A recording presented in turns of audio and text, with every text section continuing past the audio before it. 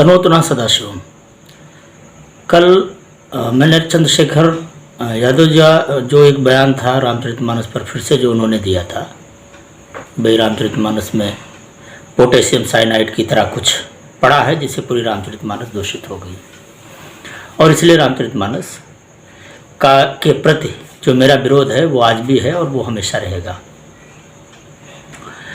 तो देखिए, मैंने चैनल की शुरुआत ही संयोग से प्रोफेसर रामचंद्र यादव के पहले वाले विवाद से शुरू की थी, और मैंने उसी क्रम में वो चूँकि विवाद चंद्रशेखर यादव से शुरू हुआ, बिहार से पहुंच गया उत्तर प्रदेश में स्वामी प्रसाद मौर्य, और बीच में कूद पड़े एक और कोई प्रोफेसर है दिल्ली के, वो ध्यान में नहीं आ रहा मेरा नाम उनका क्या है। मेरा जो यूट्यूब है वो मैं आपको लिंक लगा दूंगा, उसको ज़रूर देखना। और उस यूट्यूब में मैंने उन्हीं को कोट करके ये एक आशंका जाहिर की थी कि भाई रामचरितमानस तो बहाना है, उद्देश्य हिंदी शिक्षा को मिटाना है। ये मेरे उस वीडियो का शीर्षक था। अब वो मेरी आशंका ही थी, लेकिन आशंका इतनी जल्दी सत्य प्रमाणित हो जाएगी इसका अंदाज़ा तो खैर मुझे नहीं था। अब कोई मैं सिद्ध पुरुष तो होने की ये जान लो कि भविष्य में क्या होगा, लेकिन वो बड़ी जल्दी सत्य सिद्ध हो गई। अब आप कहेंगे कि भाई वो सत्य सिद्ध कैसे हुई, तो मैं बता दूं, जैसे चंद्रशेखर यादव ने कहा कि रामचरितमानस में पोटेशियम साइनाइड है।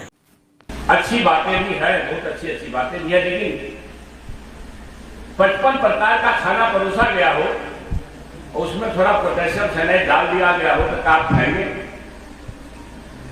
इसलिए मेरी आपत्ति वहां है और रहेगी जीवन भर में। जो पोटेशियम साइनाइड टाइप का कुछ चीज है ग्रंथों के अंदर। रामचरितमानस तो सैकड़ों वर्षों से अब पढ़ी जा रही है, कभी उसमें इस तरह का कोई भाव किसी के प्रति नहीं रहा, और वो कल तक भी नहीं है, वो अभी भी नहीं है। एक बहुसंख्यक समाज में रामचरितमानस के प्रति जो आदर और सम्मान है वो आज भी है। शायद चंद्रशेखर यादव के घर में भी, या चंद्रशेखर यादव ने भी खुद अपने बचपन से लेकर और फिर जब तक उन्होंने पढ़ाई लिखाई की होगी या बाद में वो शिक्षा मंत्री बने उसके पहले तक, या दूसरे शब्दों में आप कह लीजिए कि भाई जब तक वो राजनीति की गंदगी का हिस्सा नहीं बने तब तक वो भी शायद रामचरितमानस का पाठ करते हों। यही कहानी स्वामी प्रसाद मौर्य की भी है। तो सीधी सादी बात है कि रामचरितमानस में क्या खतरनाक है, इसको प्रमाणित तो वो नहीं कर सकते। इसका प्रमाण करने चलेंगे तो शायद उनके घर परिवार वाले भी रामचरितमानस पढ़ते होंगे, लेकिन चूंकि इनकी परेशानी रामचरितमानस तक सीमित नहीं है, वो जो मैंने कहा था ना कि भाई रामचरितमानस बहाना है, उद्देश्य हिंदी शिक्षा को मिटाना है, तो उसमें मैंने जिन शब्दों को लेकर इन लोगों ने विवाद खड़ा किया था, उन्हीं शब्दों को लेकर फिर मैंने कई कवियों के भाव, कई कवियों की रचनाएं उसमें प्रस्तुत की थी, और उन्होंने कहा था भाई किस किस का विरोध करोगे। इस तरह की सैद्धांतिक बातें तो हर कवि ने कही हैं, हर सामाजिक चिंतक ने कही हैं। अभी जो उन्होंने बयान दिया था कि भाई रामचरितमानस में साइनाइड जहर है, वो बयान वहीं तक सीमित नहीं था।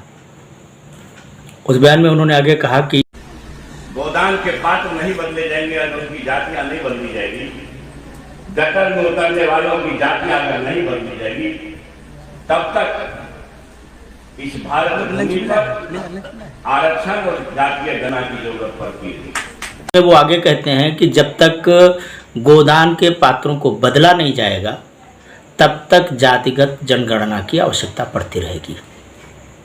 मतलब कहना वो ये चाहते हैं कि भाई जो गोदान में होरी है, धनिया है, गोबर है, और या फिर वो जो कुरीतियाँ हैं समाज की, तो कुरीतियाँ छोड़ो, क्योंकि उनका लक्ष्य है पात्रों को बदलना। माने गोबर जिस जाति से है उस जाति को बदल देना। अब कौन बदले? प्रेमचंद जी तो लिखकर चले गए, अब उस जाति को कौन बदले भाई? क्या यादव जी बदलेंगे, या भारत का संविधान ये बदले कि प्रेमचंद के जो गोबर है उसकी जगह किसी ब्राह्मण को कर दिया जाए, और जो गोबर की जहाँ वो जमींदार है वहाँ गोबर को कर दिया जाए? क्या इससे सामाजिक समरसता बन जाएगी? अब कहने की ज़रूरत नहीं है कि इतनी बेवकूफ़ाना बात है जिसका कोई लॉजिक नहीं है, जिसका कोई तर्क नहीं है, जिसके लिए कोई जवाब हो ही नहीं सकता। लेकिन वो कहते हैं कि भाई गोदान के पात्रों की जाति जब तक नहीं बदली जाएगी तब तक जातिगत जनगणना की आवश्यकता पड़ती रहेगी। गोदान के पात्रों की जात बदली नहीं जा सकती, क्योंकि वो तो लिख चुके हैं, बात खत्म हो गई। तो इसका मतलब कि भारत से जातिगत जनगणना खत्म नहीं हो सकती, और इस जातिगत जनगणना को बनाए रखने के लिए ऑलरेडी प्रयत्नशील रहेंगे, ऑलरेडी क्रियाशील रहेंगे। तो दो बातें बड़ी साफ हैं। प्रोफेसर साहब की समस्या सिर्फ तुलसी नहीं है। ये नहीं है कि रामचरितमानस में ही ऐसी जहरीली बात है। प्रोफेसर चंद्रशेखर यादव की निगाह में तुलसी और प्रेमचंद दोनों ही एक ही थैली के चट्टे बट्टे हैं। प्रेमचंद ने भी निम्न जाति को बड़ा ही दलित, शोषित और वंचित दिखाया है, उनको कमतर दिखाया है। तो अब ये जाति बदलने का काम कौन करे? ना ये जाति बदली जा सकती है, ना ही जातिगत जनगणना रोक सकती है। मतलब ये कि अगर भारत से जातीयता खत्म करनी है तो उसके ये धुर विरोधी हैं, ये तो पहली बात समझ लो। और दूसरी बात ये समझ लो कि वो दलित भाई जो प्रोफेसर साहब को बहुत पढ़ा लिखा मानते हैं, या फिर वो जो स्वामी प्रसाद मौर्य को बहुत अक्लमंद मानते हैं, ऐसे सारे लोगों को जरा इस निगाह से इस बात को समझना तो चाहिए कि भाई ये तुम्हें कभी भी जाति से बाहर जाने नहीं देंगे। सनातन धर्म की व्यवस्था में, हिंदू व्यवस्था में, जैसे मैंने पहले भी सनातन धर्म पर एक वीडियो बनाया है, आप उसमें देखेंगे मैंने प्रमाण दिया है कि भाई सनातन धर्म की व्यवस्था में कर्म के आधार पर जाति बदलने का ही प्रावधान है। वहाँ तो स्वभावगत विशेषता दिखाई गई है कि मनुष्य 4 स्वभाव के होते हैं। अब जो जिस स्वभाव का है वो उस जाति में अपने आप को गिने या उस जाति के अनुकूल वो कार्य करे, वो स्वयं सम्मानित हो जाएगा। भाई कोई शूद्र वर्ण में उत्पन्न हुआ हो, लेकिन यदि उसका कार्य ब्राह्मणोचित है, यदि उसका स्वभाव ब्राह्मणोचित है, तो वो ब्राह्मणोचित का मतलब सिर्फ पढ़ लिख लेना नहीं होता ना। त्याग, संतोष, सेवा, जो लक्षण बताए गए हैं ब्राह्मणों के, स्वभावगत लक्षण है, यदि किसी में भी हैं, तो भले ही व्यवहार में उसकी जाति ना बदली जाती हो, लेकिन उसका सम्मान तो उतना ही होता है। व्यवहार में तो यही सिद्ध है। लेकिन दरअसल ये चंद्रशेखर यादव जैसे लोग दलित समाज के किसी भी व्यक्ति को सम्मानित होते हुए देखना नहीं चाहते। आज भारत की संवैधानिक व्यवस्था की, मान लिया कि भाई संविधान आज चल रहा है, रामचरितमानस का विधान तो लागू नहीं है। जो प्रशासनिक व्यवस्था है उसमें तो संविधान ही लागू है। हमारे स्कूल में जो मुंशी जी पढ़ाने के लिए आते थे, जो हेडमास्टर थे, वो जात से चमार थे, लेकिन उन मुंशी जी के पैर छूना हमें हमारे घर में सिखा दिया गया था कि भाई मुंशी जी तो टीचर हैं, वो होंगे चमार। विद्यार्थी के लिए वो चमार या ब्राह्मण नहीं है, विद्यार्थी के लिए तो वो गुरु जी हैं। और जब उनका डंडा चलता था ना, तो उस समय उनकी जात नहीं देखी जाती थी, उस समय उनको टीचर ही देखा जाता था। या किसी थाने में एक इंस्पेक्टर आ गया है, तो कौन ऐसा जमींदार है जो वहाँ पर चमार बैठा हुआ है इंस्पेक्टर, या फिर वाल्मीकि वर्ग से बैठा हुआ है इंस्पेक्टर, और उसको खड़े होकर वो बाबूजी नहीं कहता, साहब नहीं कहता, अपनी मर्जी से उनके पास कुर्सी पर बैठ जाता है। क्या मतलब इंस्पेक्टर साहब को खड़े होना पड़ता है? अब उदाहरण देने के लिए आप 2-4 बाहुबलियों को केंद्र में उठाकर रख दो कि नहीं, उनके सामने देखो फलाने डीएम को खड़ा होना पड़ा क्योंकि वो दलित वर्ग से थे। इस तरह की बातें करके जो रेयर होती हैं, दुर्लभ होती हैं, और उस दुर्लभता के पीछे भी बाहुबल होता है। उसके लिए ये प्रश्न नहीं है कि कोई ब्राह्मण है कि क्षत्रिय है कि वैश्य है कि शूद्र है। क्या दलित समाज में बाहुबली लोग नहीं है? खाली सब ब्राह्मण और क्षत्रिय समाज में बाहुबली लोग हैं? वो तो कहीं भी जिसके पास बल होगा उसके अंदर मत आएगा। गोस्वामी जी ने लिखा ना, प्रभुता पाए काहे मद नहीं। तो जिसके पास प्रभुता होगी, जिसके पास जनबल और धनबल होगा, ये खुद चंद्रशेखर यादव बाहुबली ही है। इनमें से कौन ऐसा है जो बाहुबली नहीं? चंद्रशेखर यादव हों, लालू प्रसाद यादव हों, नीतीश कुमार हों, इनमें से कौन ऐसा है जो बाहुबली नहीं है? अब इनके सामने चाहे ब्राह्मण डीएम आए तो भी खड़ा रहना पड़ेगा। इनके सामने चाहे कोई दलित वर्ग का व्यक्ति इनका सेक्रेटरी बन गया तो भी साफ साफ कहना पड़ेगा। अब ये देश का दुर्भाग्य है और ये संवैधानिक व्यवस्था का दुर्भाग्य है कि भाई एक जो देश की नीति निर्धारित करेगा वो गंवार है, प्रोफेसर चंद्रशेखर यादव पढ़े लिखे हो सकते हैं, पर ये थोड़ा जरूरी है कोई पढ़ा लिखा आदमी है तो बड़ा दूरदर्शी है, गंवार है।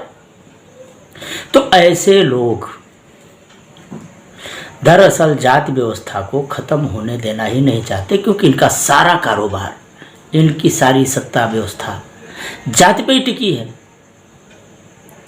तो उन्होंने बड़े दो टूक बात कह दी कि जब तक गोदान के पात्रों को बदला नहीं जाएगा तब तक जातिगत जनगणना की आवश्यकता पड़ती रहेगी।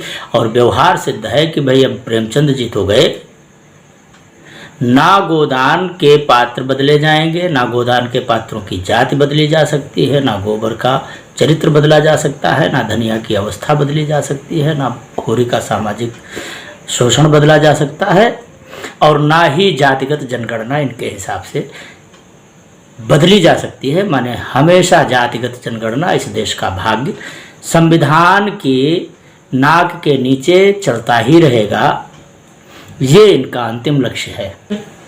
और इस उद्देश्य के लिए इनका दूसरा लक्ष्य है कि भाई हिंदी मिटाओ, वो चाहे फिर गोस्वामी जी के ग्रंथ हों, चाहे जयशंकर प्रसाद के ग्रंथ हों, चाहे कबीर के हों, चाहे प्रेमचंद के हों।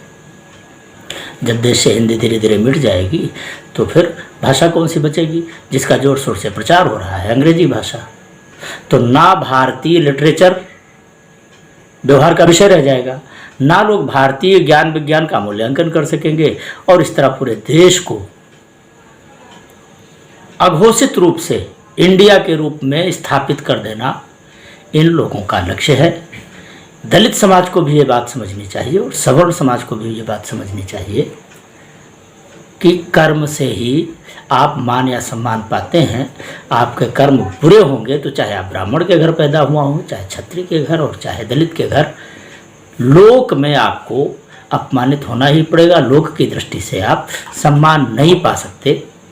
इसलिए जाति व्यवस्था का रोना रोकर ये सिवाय समाज को बेवकूफ़ बनाने का और अपनी सत्ता स्थापित करने के अलावा और कोई काम नहीं कर रहे तनोतना सदाशिव।